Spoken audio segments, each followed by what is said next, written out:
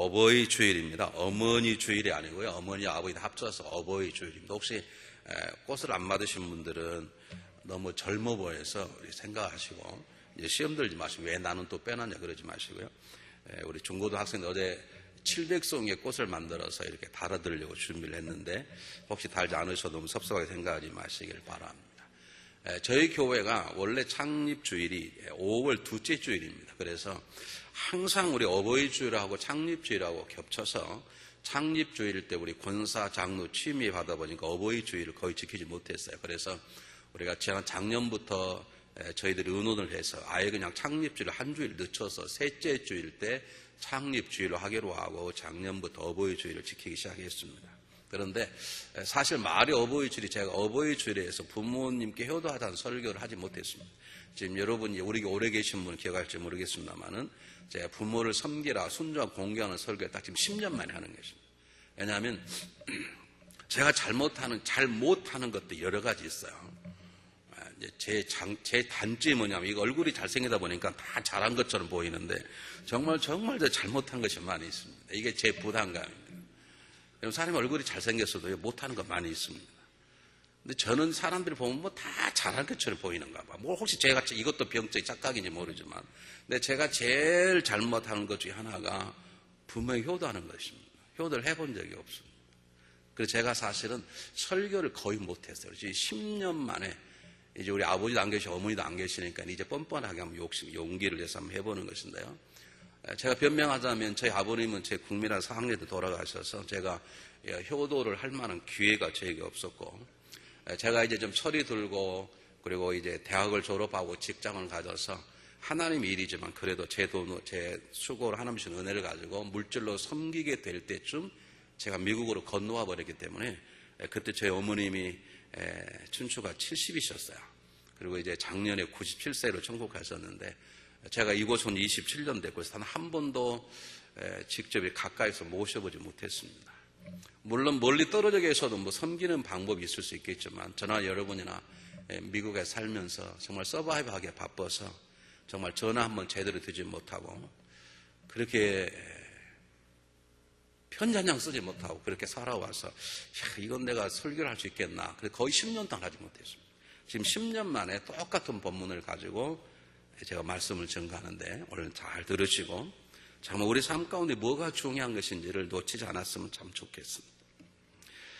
여러분 들어보신 분 계실지 모르겠습니다만 매 주일에 특별히 어버이 주일에 어머니 주일이라고 그러죠. 마더스데이 때 미국 주일학교 학생들에게 가장 많이 증거되는 반복적인 예화가 하나 있는데 미국 1대 대통령 조지 워싱턴 대통령의 일화입니다. 그는 원래 대통령의 꿈이 없었고 젊은 날 그는 배를 타고 바다의 사나이가 되어서 바다를 정복하고자 하는 그런 꿈이 있었습니다. 그래서 나이 젊을 때 더 늦기 전에 자기가 배를 타야 되겠다 생각을 하고 짐을 다 싸서 그리고 이제 짐을 다 붙이려고 준비하고 자기 어머니 찾아가서 어머니 제가 이래서 죄송합니다. 제가 어머니를 떠나서 배를 타고 가는데 이번에 한번 떠나면 언제 돌아올지 모르겠습니다. 빨리 오면 6개월 늦으면 1년쯤 될지 모르겠습니다. 제가 뱃사람으로 성공해서 돌아오겠습니다. 그랬더니 조지 워싱턴 어머니가 뭐 엉엉 막 우셨다는 거예요. 그 어머니의 눈물 앞에 조지 워싱턴이 자기가 오랫동안 가졌던 꿈을 버렸습니다. 자기를 도왔던 자기 집의 집사에게 말해서 그 짐을 다시 다 풀어놓아라. 나는 우리 어머님이 저렇게 우시는데 내 꿈을 이루려고 어머니를 포기하고 갈 수 없도다 라고 말하고 자기 그 꿈을 졌다는 것이죠. 저버렸다는 것이죠. 그것을 난 어머니가 이 조지 워싱턴에게 그래 하나님 말씀에 부모에게 순종하는 자가 잘 된다고 약속하셨는데 넌 앞으로 그런 복을 받을 것이니라 그렇게 이야기를 했다는 것이죠. 우리 조지 워싱턴은 뱃사람이 아니라 미국의 1대 대통령이 되었다는 거죠.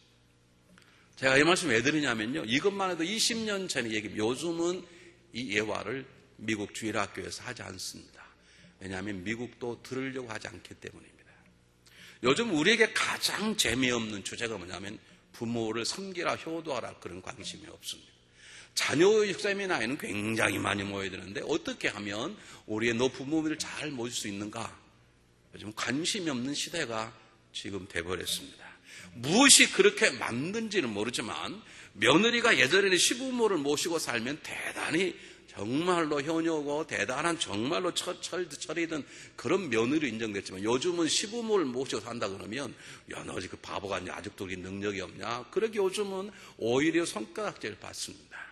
예전에는 남자가 자기 처갓집 부모님과 함께 살아가면 야, 저 사람 참 대단하다 그랬는데 요즘은 자기 부인의 부모님 모시고 산다 그러면 한쪽에서 야, 뭐 처갓집 덕 보려고 생쇼하냐, 이렇게 이상하게 생각해버린 그런 풍조가 지금 우리 세상 속에 너무 만연합니다. 그래서 시부모를 모시고 살 신랑감에게는 신부감을 구하기 어려운 시대가 되어버렸습니다. 그렇기 때문에 저는 의도적으로 오늘 부모님에 대한 얘기를 하려고 그럽니다.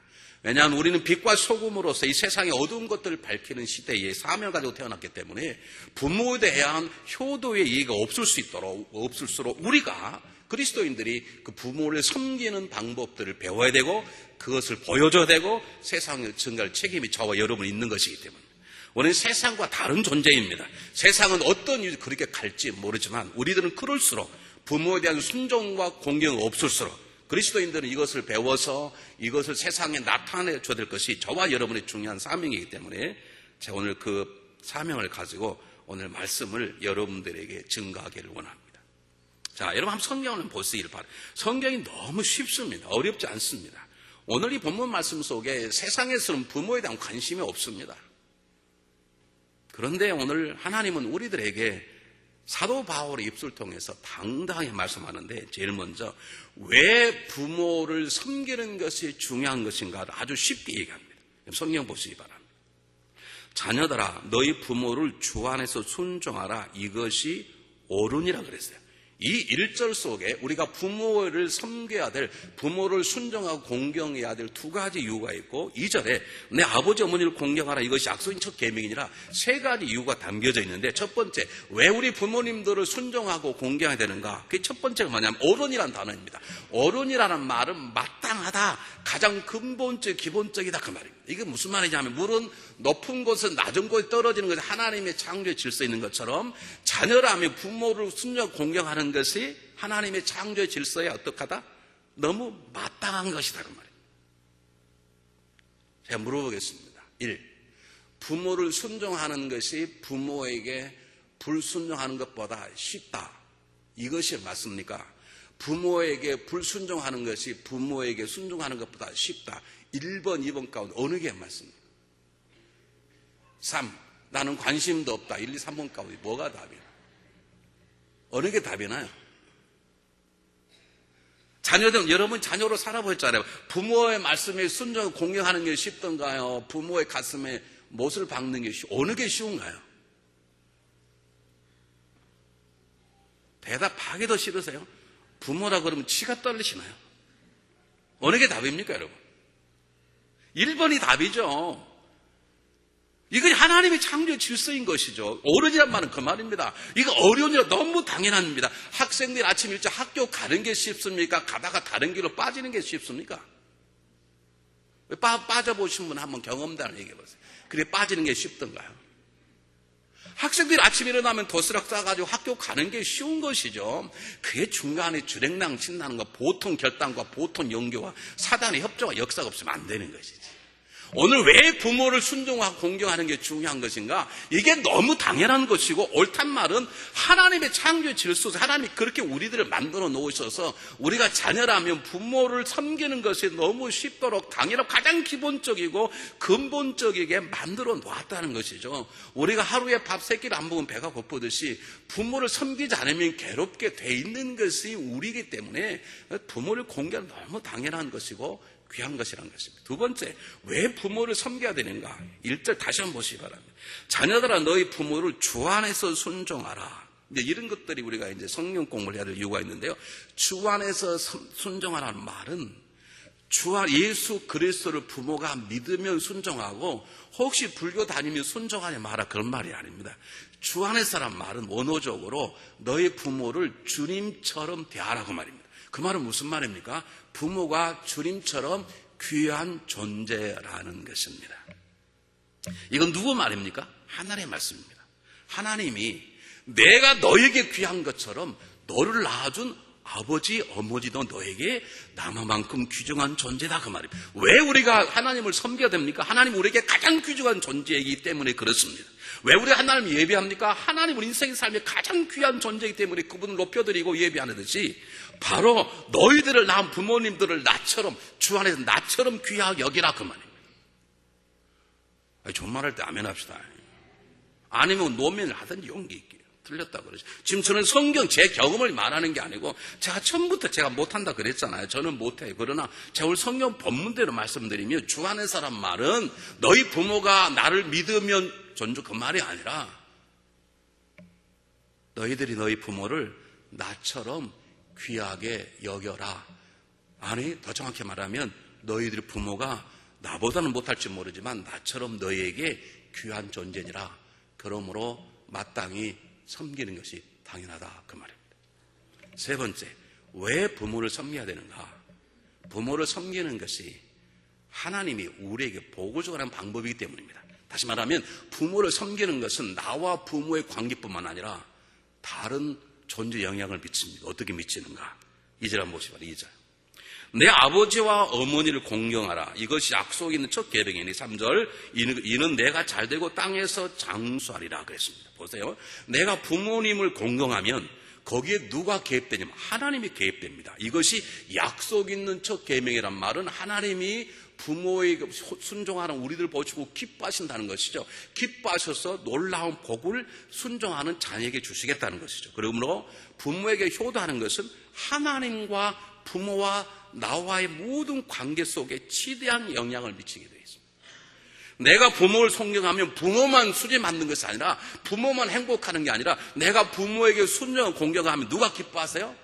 하나님이 기뻐하시고 그분이 기뻐하셔서 우리들에게 거기에 놀라운 보답으로 우리에게 상을 주신다는 것이죠. 그러므로 부모에 대한 순종은 나와 부모와 하나님의 모든 관계 속에 연결되어 있는 가장 중요한 행동이기 때문에 부모에게 순종하는 것이 당연한 것이고 귀중한 것임을 믿으시기를 바랍니다. 근데 제가 그 얘기를 하려고 그러겠습니까? 더 중요한 것은 정말 부모를 섬기는 것이 중요하다면 어떻게 섬길 것인가를 말씀드리려고 그러는 것이죠. 이런 성경 한번 보시길 바랍니다. 어렵지 않습니다. 1절, 2절, 3절에 부모를 섬기는 두 가지 단어가 나와 있습니다. 여러분 찾으시면 좋겠습니다. 제가 읽어보겠습니다. 자녀들아 너희 부모를 주 안에 순종하라. 이것이 옳으니라. 내 아버지 어머니를 공경하라. 이것이 약속 있는 첫 계명이니. 자, 부모를 어떻게 하라고? 부모를 섬기는 두 단어가 나오고 첫 번째가 뭐고 두 번째가 뭡니까? 첫 번째가 순종, 두 번째가 공경입니다. 순종은 뭡니까? 부모에게 순종한다는 건 뭐나요?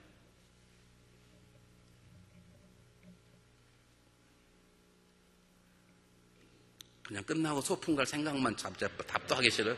설교를 빨리 끝내고 차 타고 가고 올 설교를 일부러 길게 하려고 그래요.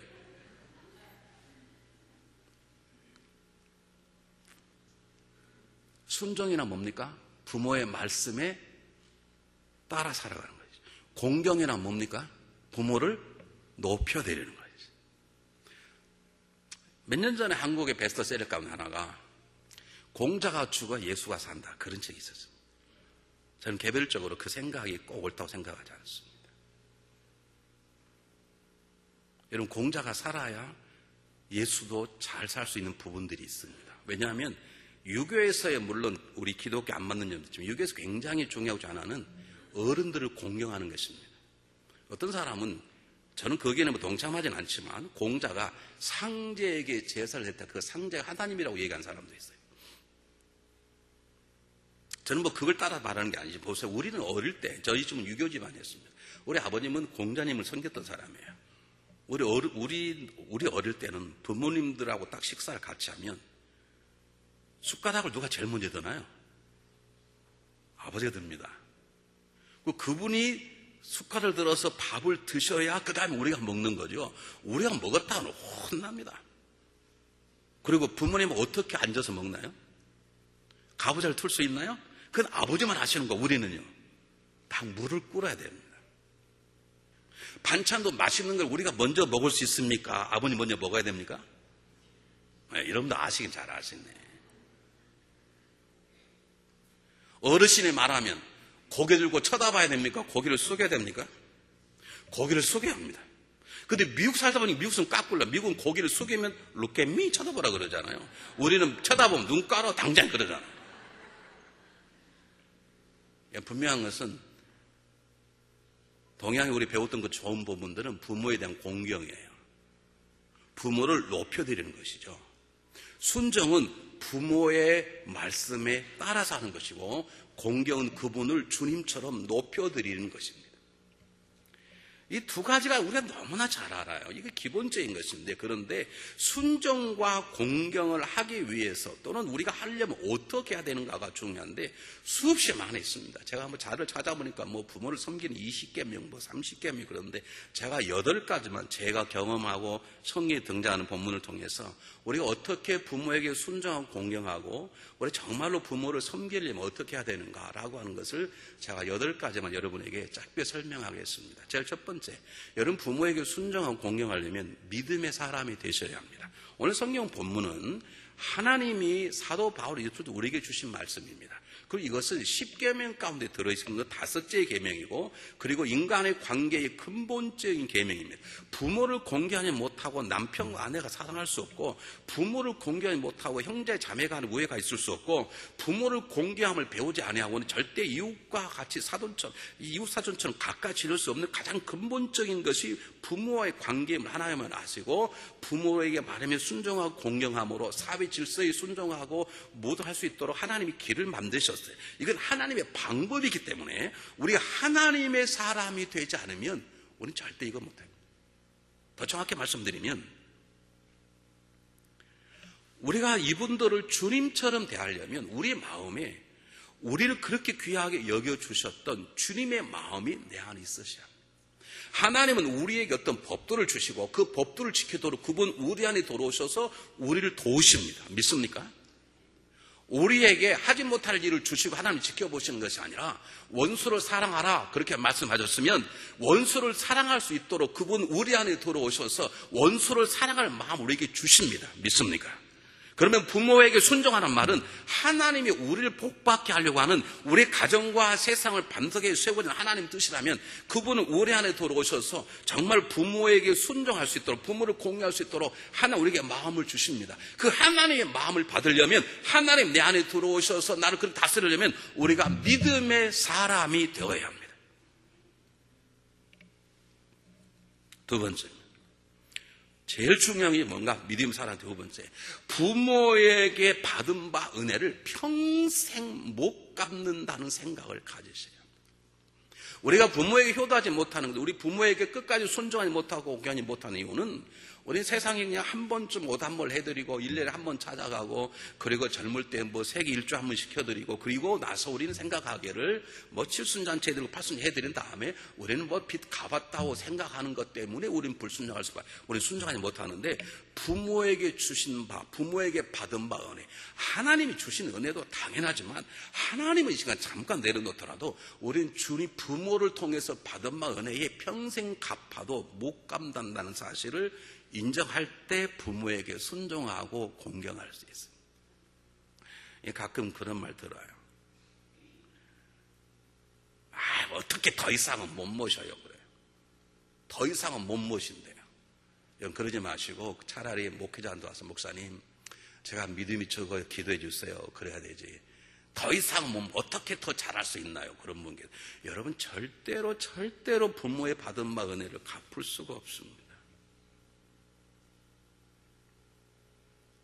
어느 집에서 어머니가 딸을 잃었습니다. 들리는 소식이 하나 있었는데 딸이 술집에서 술을 판다는 소식을 들었습니다.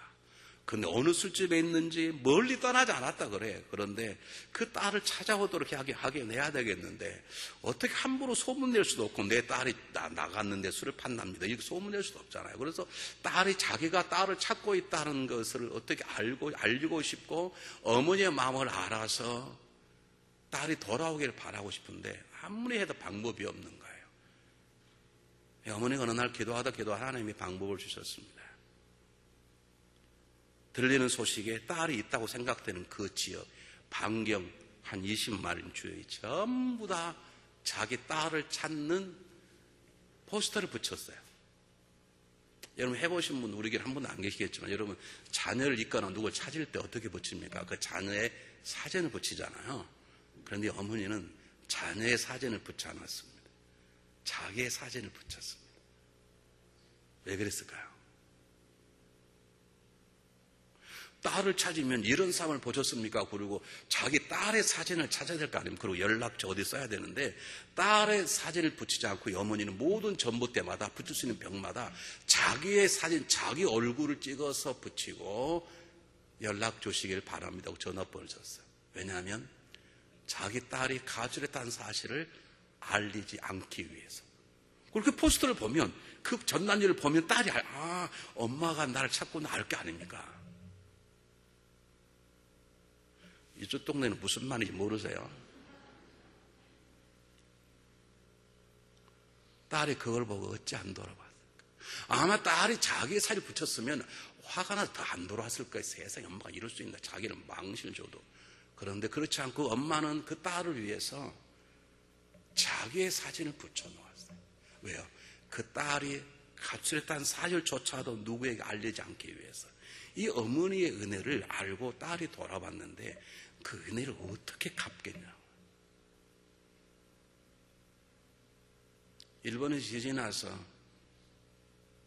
건물이 무너져서 그 안에 어린 딸하고 어머니가 죽어가고 있었습니다.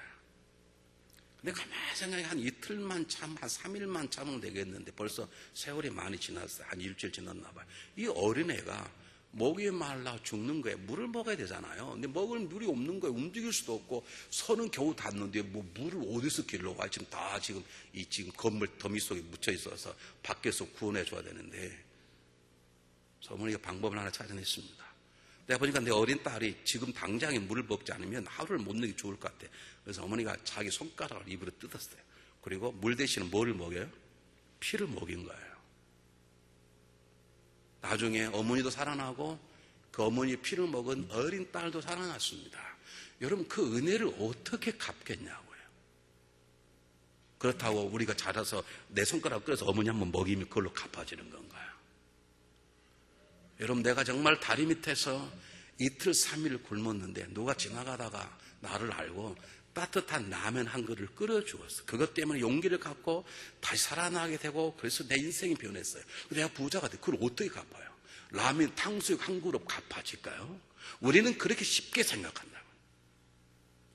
여러분 부모에게 순종하고 공개할 수 있는 중요한 방법은 첫 번째 믿음의 사람이 되는 것이고 왜? 그래서 하나님이 우리 믿음의 사람을 거하며 하나님의 마음을 주셔서 예수님께서 십자가에 돌아가기 전에 요한에게 어머니 말을 부탁하시던 것처럼 그 하나님의 마음이 우리 안에 들어와야 우리가 부모님을 순종하고 공경할 수 있고 두 번째는 나는 그렇게 내가 모든 걸 다 바쳐도 내가 하나님의 은혜를 갚을 수 없듯이 나는 우리 부모님의 은혜를 갚을 수 없다는 분명한 생각을 가지고 있어야 우리는 부모에게 순종할 수 있고 공경할 수 있습니다. 부모에게 차 한 대 사주면 다 돼버릴까요? 부모에게 집 한 채 사드리면 다 갚은 건가요? 절대 그러지 않습니다. 세 번째입니다. 부모에게 순종하고 공경하는 건 마음을 담았어야 됩니다. 내가 한 달에 한 번씩 찾아가서 음식을 사드리고 여행을 해드리는데 진정한 마음이 아니면 부모님들 다 알아요. 이게 눈치가 백단이거든 부모님들이. 쟤들이 아직도 내 남아있는 돈을 보고 오는 건 아닌 거 다 알아. 정말로 부모에게 순종하고 공경하려면 정말로 부모님을 사랑하는 마음으로 내가 이렇게 어머님 아버님을 순종하고 공경해도 내가 갚을 길이 없습니다. 그런 안타까운 마음으로 내가 제일 사랑하는 것이 하나님이라면 그 다음에 제가 제일 사랑하는 것이 내가 내 아내고 내 남편이고 자녀이지만 그러나 내 어머님도 사랑합니다 하면서 사는 그런 마음이 담겨진 순종과 공경이 부모님을 살게 하지 그렇지 않은 건 오히려 부모님 마음을 훨씬 더 아프게 합니다. 1887년에 필라델피아 한 아들이 하나 있었는데 자기 어머니가 시장에 갔다 올 때마다 백화점에 갔다 올 때마다 무거운 가방에다가 짐을 싸고 다니는 게 마음에 걸렸어요. 자기 좀 도와드리고 싶은데 도울 길이 없는 거예요. 근데 가만히 보니까 물건도 무겁지만 그 물건을 가지고 오는 쇼핑백이 훨씬 무거운 거예요. 그가 어떻게 하면 우리 어머님을 좀 편하게 할까 그러다가 만들어낸 것이 세상에 처음 나온 종이 쇼핑백입니다. 우리 보기엔 아무것도 아닌 것 같죠.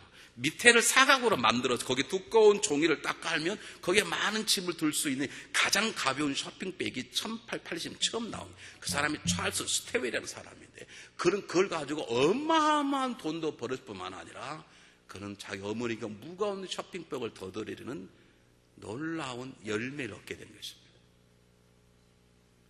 여러분, 이 뜨거운 마음으로 부모님 말에 순종해야 되고 이 부모님을 정말로 사랑하는 마음으로 부모를 공경해 드릴 때 부모의 삶 가운데 기쁨이 있는 것이지 이 진정한 마음이 없이 쇼하는 것은 부모님들의 가슴에 더 못을 박는 것입니다. 자녀들 잘 들으십시오. 저는 부모님들에게요 이렇게 얘기해요. 가진 돈 계시면 돌아가실 때까지 가만히 가지고 계십시오. 그 돈 다 떨어지면 부모들 자녀들이 안 찾아옵니다. 제가 이렇게 얘기를 하거든요. 왜 기분 나쁘시다고요? 여러분이 그게 아니라면 부모님을 찾아뵙는 것이 부모에게 남긴 재산을 못 노리는 것이 아니라면 여러분의 부모에 대한 진정한 사랑과 진정한 그리움을 담아서 드리시기를 바랍니다. 제가 우리 집사람하고 결혼하고 미국으로 오면서 한 달에 한 번씩 우리 집사람이 먼저 미국으로 갔어요. 편지를 꼭 썼어요. 보고 싶다 그대요. 나는 우리 어머니 편지를 한 번도 써본 적이 없어요. 한 번도.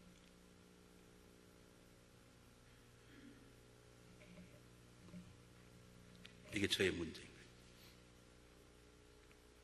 여러분 아시죠? 우리 고등학교 때 배웠던 시 가운데 우리 조선시대 3대 작가로 불리는 송강, 정철, 고산 윤선도, 그 다음에 박일로라는 사람이 있습니다. 그 친구 이덕형이가 요번에 쟁반 위에 홍실, 잘 익은 홍실을 갖다 주니까 그걸 보고 이 3대 작가 중 하나인 박일로가 자기 어머니 생각이 나는 거예요. 그때 쓴 시조 생각나십니까? 반중 좋은 감이 고와도 보이다. 그러니까 쟁반 위에 있는 홍시가 너무 고와 보여서 유자는 아니라도 품어간직하다 말이에요. 그때는 유자는 말은 아주 맛있는 귤을 말합니다. 그러니까 아마 감이 귤보다 못했던가 봐요.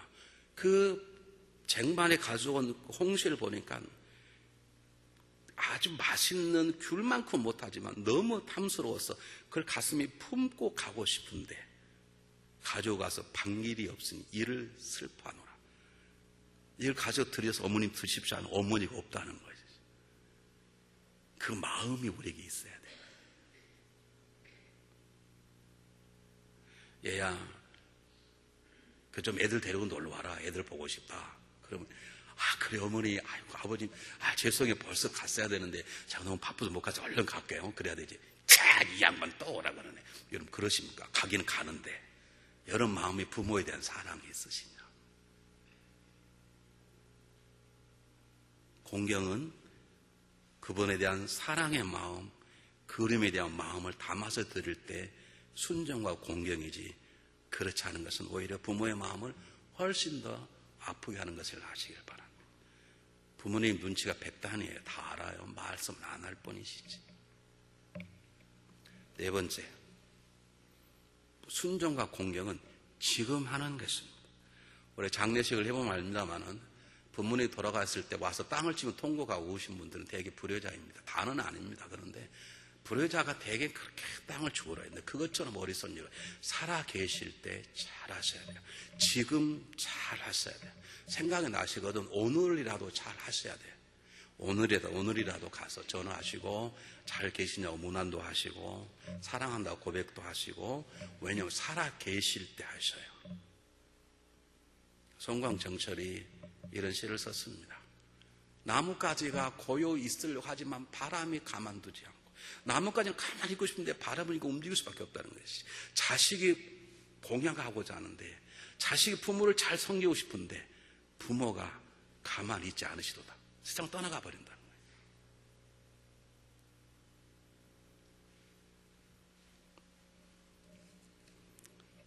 여러분 치매에 걸린 다음에 잘하지 마시고요. 치매에 걸리기 전에 잘하세요.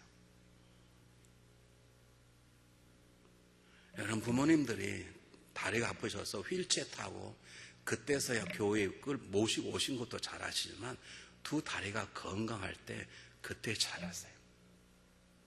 아직 식욕이 있고 어금니가 튼튼하실 때 그때 맛있는 거 사다 드리시고, 두 다리가 튼튼하고 눈이 좋을 때 그럴 때 구경시켜 드리시지, 다 한 다음에야 그때서야 늦어. 지금 건강하실 때 지금 내일로 미루지 마시고 지금 하셔야 돼요. 다섯 번째, 기도하십시오. 그게 무슨 말인가? 효도하고 싶은 마음이 있는데 못 하시잖아요. 우리 특히 이민 오면 부모님이 돌아가셔도 못 가시잖아요. 그렇기 때문에 포기하지 마시고 그러면 기도하십시오. 여러분 부모를 놓고 기도하는 것처럼 아름다운 자녀의 모습은 없습니다. 찾아뵙고 만나는 것도 귀중하고 맛있는 거 사드는 거 귀중하지만 우리 할 수 없으면 멀리서나마 정말 부모님 놓고 기도하시는 역사가 있으시기를 바랍니다. 기도하시는 역사가 있으시기를 바랍니다. 아멘 할 때까지 해보겠습니다. 기도하십시오.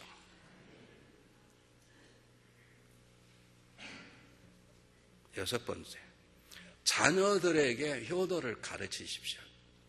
여러분 다 경험하시지만 부모님들이 나보다는 누굴 더 예뻐하십니까? 나 자식. 손녀, 손주를 부모님들이 그렇게 예뻐하시잖아요. 안 그러던가요? 그렇기 때문에 내가 잘하는 것도 중요하지만 내 손주, 손녀에게 너희들 할머니, 할아버지가 잘 찾아가. 그래서 내 자녀들에게 효도를 가르쳐서 그들이 할머니, 할아버지를 섬기는 것처럼 우리 부모님을 기쁘게 하는 방법이 없습니다. 근데 죽어도 못하게 하신 분들이 계세요. 뭐 시대가 달라서 뭐 교육이 다르다나요. 뭐 할머니, 할아버지 손에 가면 자녀가 너무 뭐 스포일되고 버릇이 나빠진다나요. 어쩐다나요. 이 말도 안 되는 소리 하지도 마세요. 좀 스포일될 수 있죠. 그럼 스포일되면 몇 년이나 스포일 되겠습니까? 여러분 내가 효도하는 것도 중요하지만 내 자녀들 잘 효도하는 걸 가르쳐서 너 할머니 할아버지한테 잘 가, 냄새한다고 말하지 마, 폼이 안겨, 그리고 틈만 내면 할아버지 할머니 하얀 머리도 뽑아드리고 그냥 좀 만싸해주고 그렇게 가르쳐서 내 자녀들이 할아버지 할머니를 잘 섬길 수 있도록 가르치는 것처럼 부모님들을 섬기는 방법이 없습니다. 꼭 기억하시길 바랍니다. 일곱 번째, 우리가 좋은 부모가 되기를 바랍니다. 우리 부모 마음, 우리가 자녀를 잘 가르칠 때 부모님들이 굉장히 기뻐하십니다. 제가 어느 가정을 신방을 갔습니다. 할머니 되십니다. 82세 되신 분이신데 제가 갔더니 권사님 여기 몸이 많이 아프시죠? 제가 기도해 드릴게요. 그랬더니 목사님 80인데 안 아프겠습니까? 이제 아픈 게 당연한 거죠. 안 아픈 게 이상한 거죠. 근데 제가 기도 제목이 하나가 있습니다. 그게 뭐가 있냐고 그랬더니 우리 애미가 이민생활 살면서 잘 안 풀려서 그러는 것인지 우리 손주손녀가 조금만 안 주워 패는데 좀 안 패도록 얘기해 주시길 바랍니다. 그러는 거예요. 여러분 패지 마십시오. 그리고 꼭 패시려면 할머니 할아버지 안 보는 데 가서 패십시오.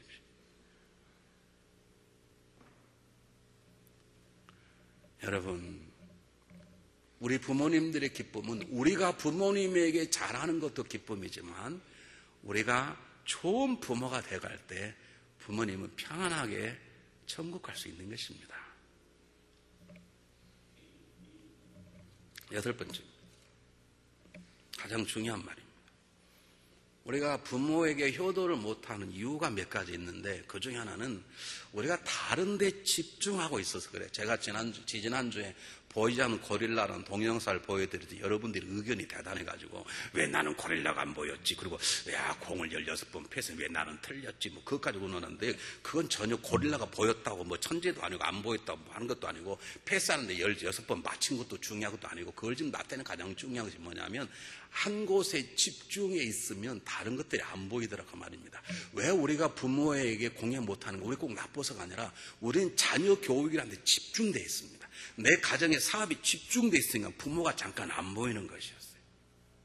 2001년에 미국 핵 잠수함이 하와이에서 훈련을 하는데 잠수함 훈련 가운데 가장 중요한 건 빨리 확 떠오르고 빨리 바다로 확 들어가는 거예요.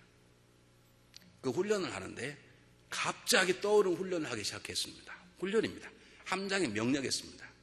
떠올라래 확 떠올랐는데 떠오르다가 위에 지나가는 일본 배를 받아가지고 그 배가 두동강 나서 6명이 죽는 사건이 벌어졌습니다.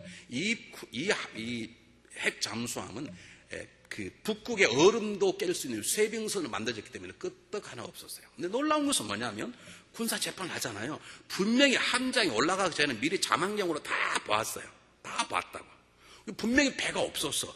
그런데 올라가는데 배가 있었네. 알고 보니까 배는 있었는데 이 함장 뭔만 생각하냐면 당연히 배가 없을 거라고 생각하고 올라갔다 내린 것만 생각, 빨리 올라갔다 빨리 내려갔는데 그것만 생각하니까 자망경으로 밖을 보았지 안 보이는 거예요. 지나가는 배가 안 보이는 거예요. 한쪽에만 집중돼 빨리 올라갔다 빨리 내려가는데 거기만 집중돼 있으니까 배가 지나가는 걸 못 보았다는 것을 나중에 발견한 것입니다. 보지는 권리와 똑같은 이유입니다. 우리가 왜 부모에게 순종하지 못하는가? 왜 부모를 공의 못하는가? 우리가 너무 자녀 교육에 집중돼 부모가 안 보이는, 우리가 너무 우리 사업체에 집중돼 자녀가 안 보이는, 부모가 안 보이는 것이죠. 여러분 때로 내려놓으십시오. 혹시 내가 놓치고 사는 게 무엇인가? 그럴 때 부모가 보여요. 그런데 우리가 부모에게 순종하지 공경하지 못하는 이유가 뭐냐면 부모를 용서하지 못해서 그렇습니다. 혹시 부모님들은 들으십시오. 부모에게 상처받은 자녀들이 꽤 있습니다. 부모님들에게 상처받은 자녀가 꽤 있습니다. 아버지에게 주워 맞고 어머니에게 주워 맞고 요즘 신문에 보지 않습니까? 심지어는 친아버지에게 어부지당한 딸도 있지 않습니까? 요즘 신문에 나잖아요, 한국에서. 근데 그게 그렇게 날 뿐이지 얼마나 많겠어. 신문에 안 나서 그렇지. 어떤 분하고 상담을 했습니다. 왜 그렇게 성격이 이렇게 그렇게 그냥 막 뚜껑이 잘 열리세요? 그랬더니 그분이 말 안 하려다 얘기하는 게 제가 어릴 때 우리 아버님에게 맞고 자랐습니다. 엄청나게 맞고 자랐어요. 혹시 여러분 부모님 가운데 어릴 때 어떤 이유에서는 잘못해서 자녀들을 그렇게 폭력적으로 또는 폭행을 언어로 자녀들을 어뷰스했다고 생각되는 부모님들 계시면 아직 정신이 있을 죄송해요. 아직 내가 뭘 판단할 때 자녀들에게 한 번쯤 용서를 비는 게 중요합니다. 내가 참 미안하다. 내가 그때 어째서 그랬다. 그렇게 얘기하시기 바랍니다. 자녀들은 잘 들으십시오. 설사 부모님이 내가 미안하다 말씀하지 않으셔도 그 부모님을 용서하시기를 바랍니다. 우리가 하나님 앞에 제가 죄인입니다. 우리가 죄인입니다. 그러므로 살 길을 찾아달라고 기도하기도 하지 않았는데 우리가 죄가 주는 잠시 쾌락 속에 죽어져 갈 때 그분께서 이미 우리를 용서해 주시고 용서의 길을 여시려고 독생자를 십자가에 못 박았던 것처럼 우리가 그 마음으로 부모님들을 용서해 버리시기를 바랍니다. 부모님들을 용서하시기를 바랍니다. 혹시 상처받은 자녀가 있거든 제가 말씀드리는 것입니다. 자녀를 잘 키운 부모님이 많을 것입니다. 혹이나 내가 지금 부모를 찾아가지 않는 이유는 내가 부모하고 대하고 싶지 않는 이유는 내가 어릴 때 너무 많이 당했기 때문이라고 생각하는 분이 계시면 여러분 용서하시길 바랍니다. 왜냐하면 부모에게 순종 공경하는 것은 하나님의 명령이기 때문에 그렇습니다. 그 명령에 순종할 때 부모가 행복해지고 하나님이 기뻐하시고 나에게도 하나님 주시는 은혜가 주어지는 길이기 때문에 반드시 행해야 될 것인데 그것이 만약에 내가 받은 상처 때문이라면 다른 사람을 용서하기 전에 부모님을 용서할 수 있어야 되고 그 마음을 달라고 기도하시고 부모님들을 용서해 버리시길 바랍니다. 우리는 그럴 때 부모님들을 순종하고 공개할 수 있는 길이 열리게 됨을 믿으시기를 바랍니다.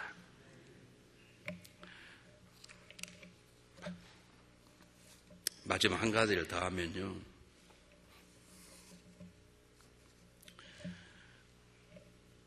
자녀들이 안 보는 것 같아도 다 봅니다. 그러니까 자녀들이 안 보는 것 같아도 다 보고요. 다 들어요. 내가 부모에게 어떻게 하는가를 우리 자녀가 보고 우리들에게 그대로 할 것입니다. 우리도 언젠가는 자녀들의 순종과 공경의 대상이 돼. 우리도 언젠가는 자녀가 아니면 꼼짝 못할 자리에 앉게 될 것이고 우리도 언젠가는 자녀들에게 침해의 부모로 있게 될 때가 있을 것입니다. 중요한 건 우리가 지금 하는 걸 자녀들이 보고 배우는 것입니다. 여러분 아시죠? 사람이 뿌리는 대로 어떻게 한다? 거두는 것입니다. 참 놀라워요. 아브라함이 사기를 쳤더니 이삭이 똑같이 거짓말을 하지 않아요. 본 적도 없는데 여러분 아무리 안 보는 것 같아도 내가 부모에게 불효하면 우리도 아마 자녀에게 그런 대우를 받게 될 것입니다. 오늘 하나님은 우리에게 말씀하십니다. 어떤 이유에서든지 이유를 다 달지 않습니다. 부모에게 순종하고 공경하라. 그 부모가 어떤 부모였든지 용서하시고 순종하시고 더 큰 은혜를 받았다면 감사하는 마음으로 평생 갚지 못할 은혜라는 생각으로 부모에게 순종하시고 공경하는 역사가 있어서 하나님의 영광을 받으시고 우리 부모님 행복하고 나는 그를 더 행복하는 귀한 복된 자녀들이 되시기를 주의 이름으로 축복합니다. 기도하겠습니다. 사랑의 하나님, 우리들에게 믿음을 주시옵소서. 하나님의 마음을 주시옵소서. 그러므로 오늘 주시는 말씀처럼 부모를 순종하고 공경하는 자가 되게 도와주시옵소서. 갚을 수 없는 은혜를 받았사온데 그 일을 잘 갚아드리는 마음이 아니라 갚을 수 없다는 떨리고 부끄러운 마음으로 부모님들에게 순종하고 공경하기를 원합니다. 하나님, 혹시 부모에 인해서 큰 상처받은 자녀들이 있습니까? 이 시간 하나님의 마음을 주시옵소서. 죄 많은 우리를 용서했던 것처럼 우리가 부모님을 용서해드리고 부모님을 잘 섬겨드릴 수 있도록 우리도 귀한 믿음을 7배나 더하여 주시옵소서. 우리 살아계신 예수 그리스도 이름으로 감사하오며 간절히 기도하옵나이다. 아멘.